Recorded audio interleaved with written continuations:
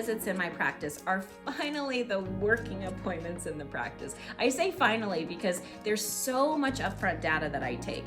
I typically take between 300 and 500 data points on each individual patient. So by that time, the patient has gone through their comprehensive consultation where I get all kinds of data and information on them.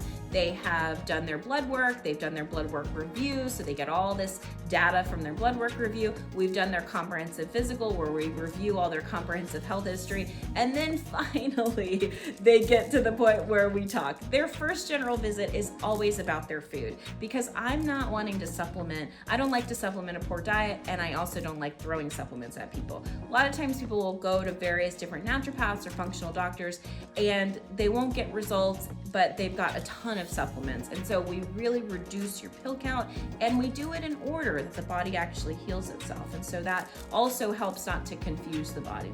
So in our first general visit, we talk all about food. In our practice, we give patients an app so that they're able to actually track their food, track their water, and it's a two-way app, so I can see it, they can send us messages, etc. And then we review it. So I look at it from the perspective of their proteins, their fats, and their carbohydrates. I then also take that in-body assessment, that body composition that we've looked at, in addition to looking at their lab work, and that helps me to determine what their macros need to be. So I show them where their macros are, because they don't change anything, they just track their food and they get into the habit of tracking their food. Then I show them what they're doing, right, based off of their tracking without any further information, and then I educate them about what they can do and, practically speaking, how they can do it. We can even further narrow down that plan.